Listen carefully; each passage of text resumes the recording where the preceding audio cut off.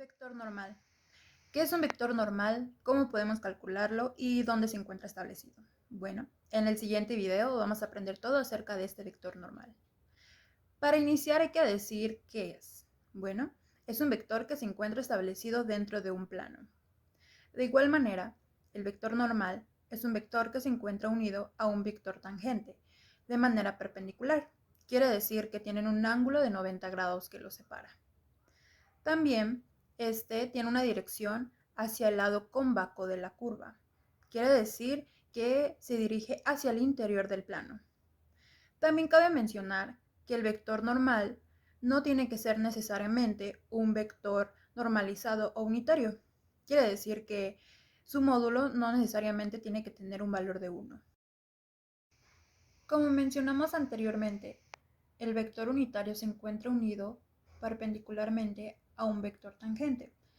Pero, ¿qué es este vector tangente? Bueno, va a ser importante saber qué es, ya que lo vamos a utilizar dentro de nuestros cálculos para poder encontrar el vector normal. Iniciemos mencionando que esta es una tangente de la curva y este tiene una dirección del mismo sentido y apunta hacia donde se dirige nuestra curva. Este se calcula con la siguiente fórmula que se muestra aquí, que es la derivada de nuestra función vectorial entre la magnitud de tal. Y bueno, ¿qué es nuestro vector normal? Ya habíamos mencionado al principio que el vector normal es un vector que se une perpendicularmente a nuestro vector tangente y que es cóncavo a la curva, que se dirige hacia el interior del plano. Pero ¿por qué era importante saber qué era la tangente? Bueno, porque los resultados de tal nos van a servir para poder sustituir dentro de nuestra fórmula de la normal, ya que vamos a necesitar la primera derivada de la tangente entre la magnitud del resultado de la derivada. A continuación tenemos un ejemplo de cómo poder calcular un vector normal. Como vimos, primero tenemos que iniciar calculando la tangente de nuestra función vectorial. Y la función que nos están dando para poder calcular es la siguiente, t, t al cuadrado. Iniciemos calculando su derivada. La derivada nos da como resultado 1 más 2t. Ahora prosigamos calculando la magnitud. La magnitud la calculamos con la fórmula de la raíz de la suma de los componentes al cuadrado y nos está dando como resultado la raíz de 1 más 4t al cuadrado. Ahora vamos a sustituir los valores de nuestra derivada con los valores de nuestra magnitud y nos queda de la siguiente manera en la fórmula. Ahora separemos nuestros componentes de nuestro producto escalar, siendo así el resultado 1 entre la raíz de 1 más 4t al cuadrado por el producto de 1,2t. Como ya contamos con el resultado de nuestro vector tangente, iniciaremos con el vector normal. Bueno, para empezar tenemos que obtener nuestra primera derivada, por lo cual vamos a necesitar una fórmula de derivación vectorial, que es la siguiente que se muestra en la pantalla. Entonces, ¿qué nos quiere decir esta fórmula? Nos muestra que debemos hacer una multiplicación del producto de nuestra función escalar por el producto de nuestra función vectorial. Entonces vamos a iniciar multiplicando nuestra función escalar por la derivada de nuestra función vectorial. ¿Cuál es la derivada de nuestra función vectorial? Como podemos ver, la función es 1,2t. Vamos a derivarla y como resultado vamos a obtener 0,2.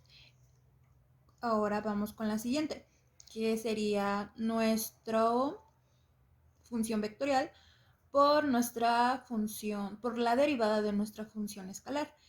La derivada de la función escalar nos va a dar como resultado menos 4t entre 1 más 4t al cuadrado elevado a las 3 medios. Ahora vamos a iniciar haciendo la multiplicación de los componentes x y y. Entonces vamos a multiplicar nuestro primer componente, que es 1 entre la raíz de 1 más 4t al cuadrado por 0. ¿Cuánto nos da como resultado? Bueno, pues este se simplifica a un 0. Ahora vamos con el siguiente componente x, que es 1 por 4 menos 4t entre 1 más 4t al cuadrado elevado a la 3 medios. Cuando nos da como resultado, queda el mismo resultado ya que se está multiplicando por 1. Ahora vamos con los componentes de y, que es 1 entre la raíz cuadrada de 1 más 4t al cuadrado por 2. ¿Cuánto nos da como resultado? Nos da como resultado 2 entre la raíz de 1 más 4t al cuadrado. Ahora vamos con el segundo componente de y, que sería la multiplicación de 2t por menos 4t entre 1 más 4t al cuadrado elevado a la 3 medios. Como nos da como resultado, nos va a dar menos 8t al cuadrado entre 1 más 4t al cuadrado elevada a la 3 medios. El componente de x resultado nos quedaría como menos 4t entre 1 más 4t al cuadrado elevada a la 3 medios. Y la componente y nos quedaría como 2 entre 1 más 4t al cuadrado elevada a la 3 medios. Ahora vamos a buscar una manera de poder factorizar y que quede de una manera más corta.